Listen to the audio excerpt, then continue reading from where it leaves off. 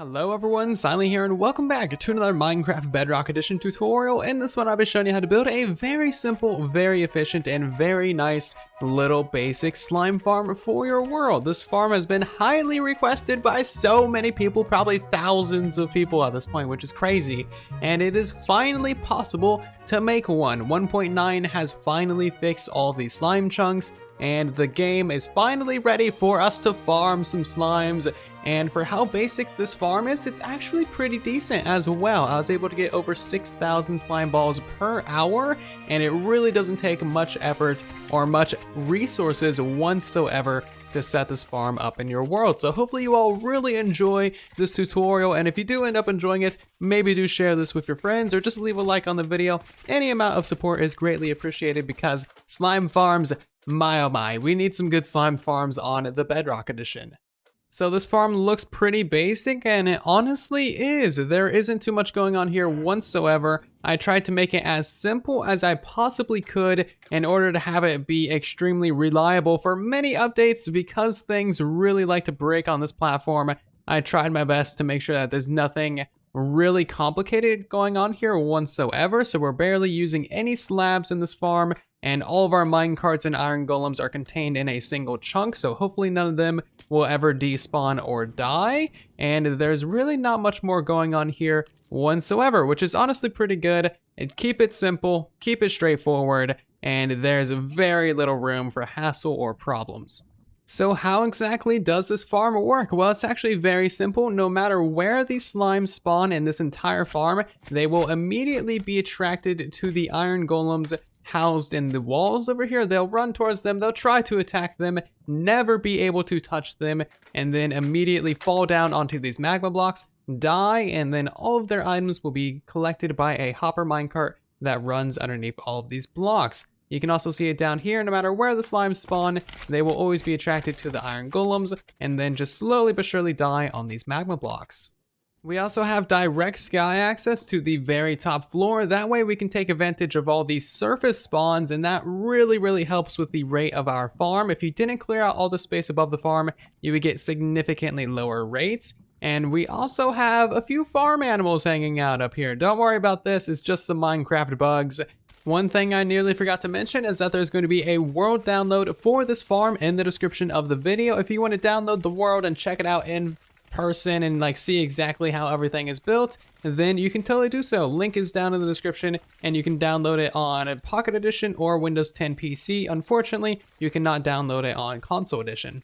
So before we really get into the tutorial, there's going to be a full materials list for this build down in the description of the video for all of you who are interested. And before we can actually start placing any blocks whatsoever, we need to figure out how to find slime chunks. So down in the description of the video is also going to be a link to Chunkbase. What you need to go and do is go to chunkbase.com, hit the apps button, scroll down and find the slime chunk finder. Once you are there, simply scroll down and hit the Bedrock Edition tab. That'll switch it over to actually function on the Bedrock Edition. You do not need to input any world seed whatsoever because it is the same for every single world. And then just simply go ahead and put in the coordinates for where you are currently standing. Hit go, and a red dot will show up, and that is exactly where you are standing in your world. Every single one of these green squares is a slime chunk, and as you can see, there is actually like a lot of them in every single world. So once you actually hover over this slime chunk, it'll show you the coordinates for the upper left and the lower right block of that chunk down here in the little corner. So go ahead and get those coordinates, mark out that chunk in your world, and now we need to start doing some digging. So as you can see, I went ahead and marked out the slime chunk that we'll be using for this build. It is a perfect 16 by 16 square. I even went ahead and marked out the center 2 by 2 as well. And what you need to do is actually mine that all the way down to the bedrock level. I've also marked out the chunk down here as well. It is a good idea to mark out your chunk when you're actually building up this farm for the first time. And as you can see, we have quite a few slimes down here. It's really quite nice. But anyway, as you can see on the sides, on the opposing sides, I've dug out an additional 4 blocks of space going all the way down. This is so that we can have our iron golems in the wall and also have all of our slimes actually hop off of these platforms and go down for item collection and killing. So this is on the north and the south side. However, You can have these additional trenches be on the east or west, really whatever is most convenient for you. Just make sure that these are on opposite sides. And in total, your hole should be about 24 blocks wide by 16 blocks long. And once you have all that dug down to bedrock, we can actually start the easy part of this farm, and that is actually building up the farm. I just made the spawn platform out of some standard solid blocks. I'm using some smooth stone blocks right here, and that is pretty much all you need to know. Just use any form of solid blocks such as andesite or cobblestone, wooden planks, or whatever you want. I would highly suggest not using any form of slab for your platforms because Bedrock Edition doesn't really know how these work, so there's always been problems with mobs spawning on top of them and mobs not being able to walk on them or pathfind or anything. So avoid all of that headache and just build your platforms out of solid blocks and you will not have any issues. The very bottom platform is of course going to be down at Y6 right above your bedrock layer. And of course, it's going to be 16 by 16. I have the center 2 by 2 marked out, which you're going to want to do because now we're going to install the light sources. I would highly suggest just using jack-o'-lanterns. They're super easy to get and mobs can spawn on them normally, which is nice.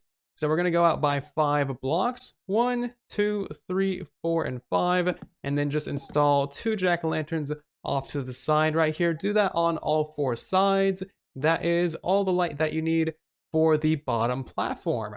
So now what you need to do is you need to build 8 more of these platforms. These are all going to be 3 blocks apart. So just like so, this will be your next platform. You would have another 3-block gap and so on until you have 9 platforms in total. And the very top platform is going to be at Y38 when you're actually standing on top of it. So now that you have all 9 spawn platforms in place, that is the majority of work done for this entire farm. Congrats, you deserve a little bit of a break. That was a lot of block placing. But now what we're going to do is we're going to go ahead and install the hopper minecart collection system and also the iron golems on this side over here. Now keep in mind, this farm is a perfect mirror. So everything that we do on this side, we're also going to be doing on the other side as well. So everything you do on the side with the iron golems, with the magma blocks, with the hopper minecarts, also do on that side as well. So we're going to start off with the rail line over here on this side, just by putting a block right there, a piece of powered rail, punch out that block for a redstone block, and then another powered rail there as well. Switch back to your normal rail. You want a redstone block and 2 pieces of powered rail right there. Continue it along until this edge, and then finally 1 more redstone block and 1 more powered rail right there. And now what we're going to be doing is actually powering the rest of these ones with levers above the blocks. So we don't need to actually power any of these rails at the moment. So this is what your rail line should look like. Extremely simple and very basic as well. And once you get done with this edge over here, we're just going to punch through this wall and kind of run it into a little area back here. This is where we're going to have our hopper minecart unloader and also our temporary storage, but we will get to that in just a minute. First of all, we're going to remove that rail and just replace it with a block right there. And you then want to run a layer of lower half slabs over this front line of rail. On the very edges, you want 3 solid blocks just like so, and you want another 3 solid blocks over there as well. And then this entire center area is actually going to be getting filled in with magma blocks. And this, of course, is what is going to be killing all of your slimes and collecting their drops. Now, because the big slimes won't actually be able to get through this area, we need to go ahead and replace these 2 blocks right here with just slabs just like so. So of course you want to replace this entire lip with upper half slabs. That way your giant 3x3 slimes can actually get through there and die on these magma blocks. And now we need to actually go ahead and power the rails underneath. So we're going to grab 3 levers, place them right there and power them, of course. Go over to this side, place 3 more levers right there, power those, and then line yourself up with this center area and just 3 levers right there as well. And if we go down here, you can see that all of those rails right there are powered, the center one's powered, and you can probably just barely see it over there. Those ones on the edges are powered as well. So that is pretty much all there is for your rail line system. And now it is time to install our first iron golem. And this is the most important one because it actually makes all the slimes die on these magma blocks. So we need to dig out a 3 deep by 3 tall by 2 wide area. And this is of course lined up with the center of your chunk over there. go ahead and put down 2 light sources for him to stand on. And then we want 6 glass panes or iron bars on the back wall there. Go ahead and summon in your iron golem, push him all the way against that back wall, and then it just 4 glass blocks in front of him, just like so. And now you need to remove these 3 blocks to the left and those 3 blocks to the right. That way the slimes actually have line of sight to that golem. If they can't see the golem, they won't try and attack it. So that is why you need to remove those blocks. And we can just go ahead and demonstrate this real quick by summoning in a whole bunch of slimes. As you can see, they can make it onto those magma blocks just fine. And then they try and attack the golem, they die, and that is pretty much all there is to it.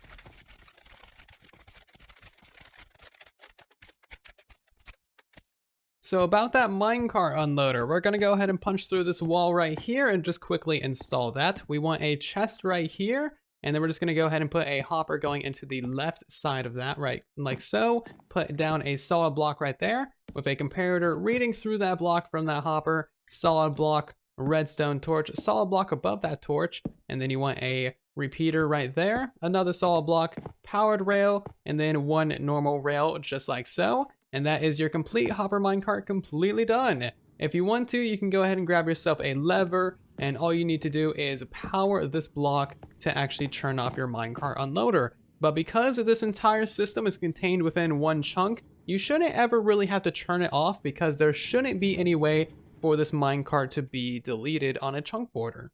And now we're going to install the rest of the iron golems up this wall over here. In total, we're going to have 4 more in addition to this guy, and that's going to cover the rest of these spawn platforms. So the second one is going to be going right above this guy right here. Just put in those light sources and punch out another hole for him to stand in. 2 walls in the back area, and then you want 2 fence posts in front right here, and a couple more blocks on top of just so we can spawn this guy. Boom, he's now in there. We can go ahead and fill those blocks back in.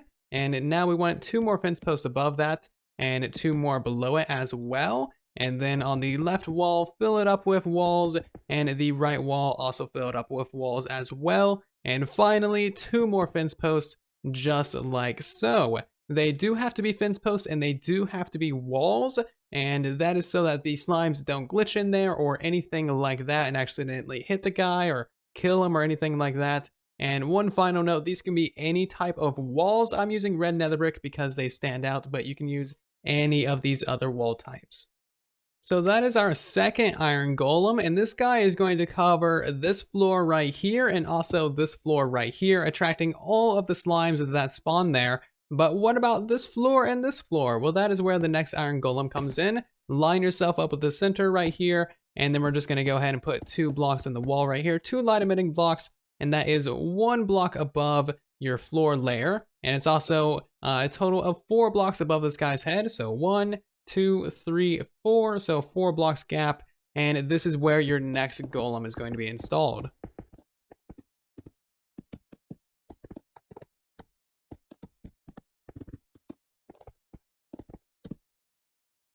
So now that you have this guy installed right here, you need to kind of connect these walls because otherwise right now, like slimes can land here and take up your mob cap forever. So we need 2 more fence gates right there, and then just go ahead and put a couple more walls right there as well. And that will keep all slimes ever from landing in those gaps. And now you need to do that a couple more times. So in total, you should have 4 of these golems.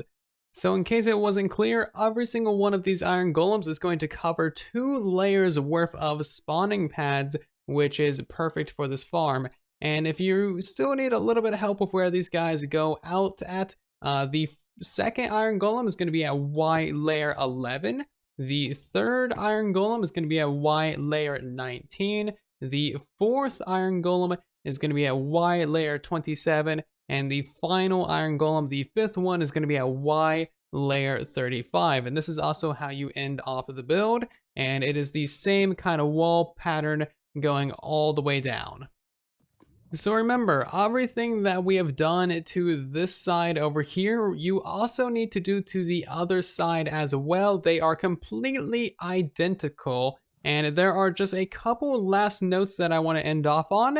First of all, these passive animals up here, again, are due to some bugs, but they should not have any effect whatsoever on your farm, if you even have any spawn in the first place. But however, you will also get a few drops from these guys down here in your storage system. I've had this running for a while. As you can see, I have some chicken goods in here, and there's also a lot more in this one. There's like a lot of stuff. So if you're setting up any item filters, keep in mind you're going to be getting some passive mob drops as well. And in order to really get a lot of good rates out of this farm, you will want to light up the surface swamp area or like the oceans or any waterways around. And you will also want to do some caving as well, because any mobs that are in the area are going to be taking up the mob cap and preventing more slimes from spawning. So if you got drowns, if you got spiders, if you got creepers, kill them all, light up the area, and hopefully you will get some better rates out of this thing. But as you can see, that guy nearly pushed a chicken down. That was nearly perfect. And since I know a lot of you guys are going to be asking about how to do storage for this system, I would recommend just having a simple auto dropper circuit going into a bubble elevator, and that will send all of your items up to the surface. And then from there, you can just have some basic double chest storage. Maybe one of those on either side. Maybe you combine them into one. I don't know. Storage is really subjective. Everyone likes to do their storage in a completely different way, so I usually leave that up to you guys. But there are my suggestions. As for where you should AFK with this farm, you can AFK anywhere as long as this farm is loaded. So you can be up to about 60 blocks away. However, you don't want to get too close to this farm. If you're within about 20 blocks of any of those spawn platforms, your actual player will be preventing slime spawns. So the answer to that one is anywhere from 20 to 60 blocks away is the perfect AFK spot. And one final note, make sure you do not have any blocks above this farm going all the way up to sky limit, because Bedrock Edition is just really weird in how it spawns mobs. So if you put like solid blocks above this, then you're going to get significantly lower rates. So that is going to do it for this Bedrock Edition tutorial. I hope you all get a ton of use out of this in your world. I do have some ideas for some more different and interesting slime farms, so if you want to see those, be sure to make sure that you're subscribed so you don't miss them in other farms on the channel. But if you guys have any questions, comments, or concerns about this slime farm, then of course let me know down in the comment section. Always try and help you guys out as best as I possibly can. And if you did enjoy this farm, then please do leave a like on the video. Maybe consider sharing it with your friends. Thank you all very much for the support as always, and I will see you all down in the comment section and in the next one. Thank you again for watching, and then there was silence.